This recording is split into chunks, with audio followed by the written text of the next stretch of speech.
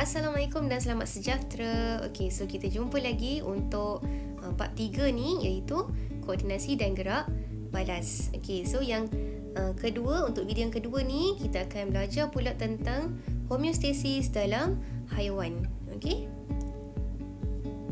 Okey, so apa yang kita akan belajar? Yang pertama, sistem yang terlibat dengan homeostasis dalam haiwan dan contoh sistem yang terlibat. Okey, so macam sebelum ni kita dah belajar tentang homeostasis. Okey, maksud homeostasis ialah, ingat lagi tak?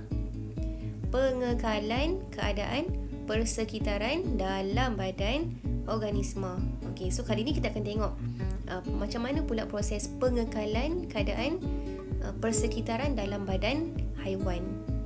Okey. Cuba tengok ni, ada kucing, ada anjing kan. So macam mana kucing dengan anjing ni dan haiwan-haiwan yang sama jenis dengan dia ni mengekalkan keadaan persekitaran dalam badan supaya sentiasa seimbang dan juga stabil. Contohnya, macam mana dia kekalkan suhu badan dia. Okey, so kita tahu haiwan seperti kucing dan anjing tidak mempunyai kelenjar peluh kecuali di tapak kaki. Okey, so apa yang diorang buat? Apa yang kucing buat? Okey, yang pertama, tengok ni. Saya menjilat bulu di badan supaya suhu badan saya berkurangan. So selalu kita nampak kan kucing dia suka jilat bulu dia. Okey, yang kedua, kucing juga bulu saya menegak. Dia kata bulu saya menegak apabila kesejukan untuk memerangkap haba. So kalau tengok masa dalam keadaan yang sejuk, so bulu kucing tu akan jadi macam kebu kan, sebab dia menegak untuk memerangkap haba. Okey, untuk anjing pula, saya menjelitkan lidah supaya suhu badan saya berkurangan.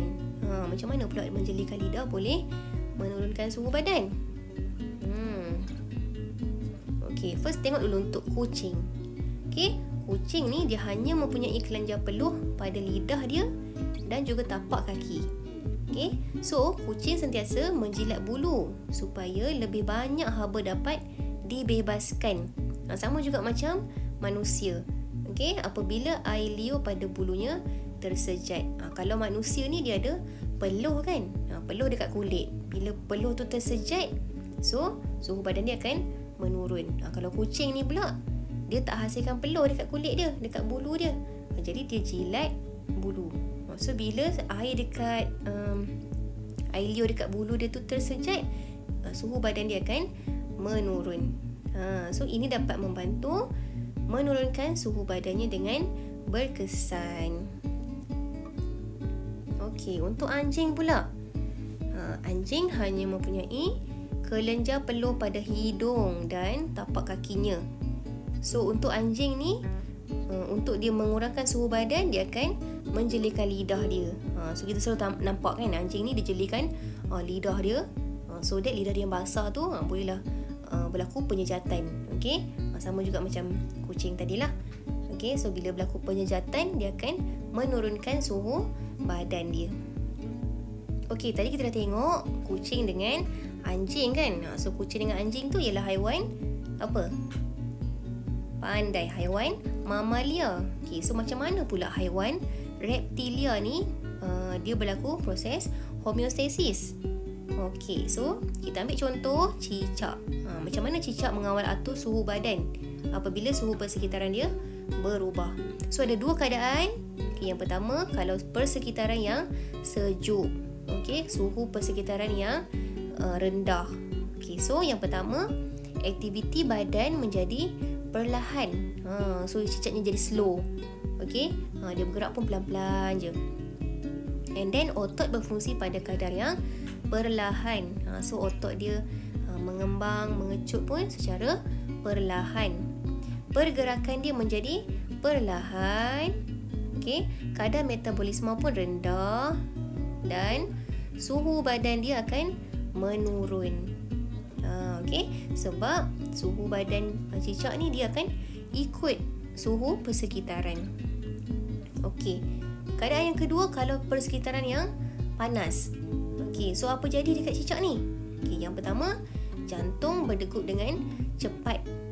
Okey, so jantung cicak tu akan jadi cepatlah degupan dia. Okey, kedua, pergerakan menjadi lebih pantas. Okey, yang ketiga, kadar metabolisme dia pun cepat. Okey. Dan akhir sekali, suhu badan dia meningkat. Suhu badan dia akan meningkat sebab persekitaran dia panas kan. So kita tahu haiwan reptilia ni suhu badan dia akan ikut suhu persekitaran. Dia berubah-ubah. So kalau persekitaran panas, suhu badan dia pun akan jadi tinggi, akan meningkat sama. Okey, sekarang kita ada serangga. Contoh serangga. Kita tengok contoh yang pertama untuk siput. Siput babi, dia akan kehilangan banyak air melalui penyejatan air di permukaan kulit dia. So air tu akan tersejat melalui kulit. So apa yang dia buat? Dia akan menghasilkan bendalir dan mencari tempat lembap untuk mengurangkan penyejatan air. So yang pertama ada bendalir. Bendalir akan lindung kulit dia. So air tu tak akan tersejat dengan banyak kan. Yang kedua, dia akan duduk di tempat-tempat yang lembap. So biasanya kita akan jumpa siput ni dekat celah-celah tumbuhan kan, dekat bawah daun, dekat tempat-tempat yang redup. So tujuan dia untuk mengurangkan penyejatan air. Yang kedua kita ada lebah. Serangga kedua ialah lebah. So lebah ni dia mempunyai lapisan kulit berlilin dan kehilangan wap air berlaku melalui spiracle pada badan. So since dia ada lapisan kulit yang berlilin, jadi dia tak hilang air melalui kulit itulah. Tapi dia kehilangan wap air melalui spiracle dalam badan. So spiracle tu apa? Spiracle ni ialah liang kecil untuk pernafasan pada serangga. So apa yang dia buat? Dia akan menutup spiracle antara dua gerakan pernafasannya untuk mengurangkan kehilangan air. So dia akan tutup spiracle antara dua gerakan. Kejap terbuka, and then dia akan tutup semula untuk kurangkan kehilangan air. Sebab kalau spiracle tu terbuka, liang kecil tu terbuka, dia akan menyebabkan wap air tu hilang ke persekitaran. So apakah kepentingan homeostasis? Sekarang you boleh imagine tak? Bayangkan kenapa homeostasis tu perlu berlaku. Apa jadi kalau tak berlaku homeostasis dalam badan kita? Bayangkan kehidupan kita tanpa homeostasis. Apa kesan jika suhu badan kita atau haiwan terus meningkat atau terus menurun? Dia menaik tinggi dan tak berlaku mekanisme pembetulan. So apa jadi kepada badan kita? And then apa jadi kalau dia menurun pula, rendah sangat? So badan pun tak melakukan mekanisme pembetulan. So agak-agak apa akan berlaku?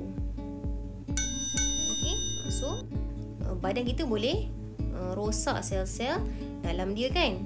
So bila sel-sel rosak ni, semua fungsi badan kita boleh terjejas. So itulah antara akibat dia. And then apa kesan jika kandungan air dalam badan kita dan benda hidup hilang tanpa dikawal? Tersejat terlalu banyak. Ini kita tak minum air. Air makin kurang dan kita tak minum air. So apa jadi kepada badan kita? Apa jadi kepada badan haiwan tu?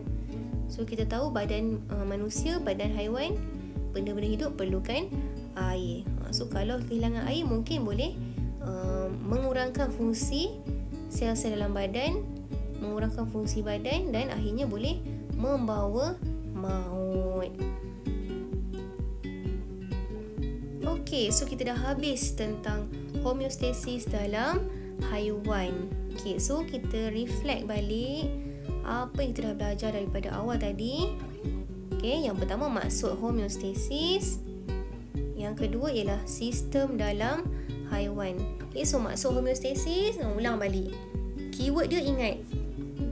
Keyword dia, kata kunci dia ialah pengekalan keadaan persekitaran dalam badan organisma.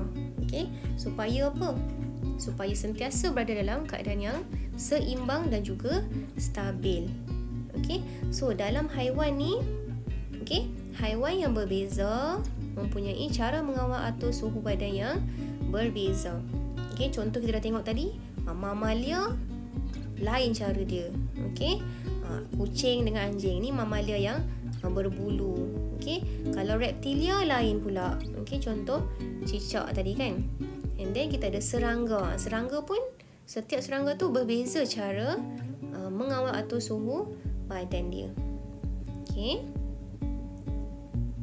Alright, so itu sahaja untuk homeostasis dalam haiwan. Okay, so hopefully you all dah nampak beza dia, homeostasis dalam manusia dan juga homeostasis dalam haiwan. Okay, so selepas ni kita akan tengok pula tentang homeostasis dalam tumbuhan. Okay, so jumpa lagi untuk next video. Bye, Assalamualaikum.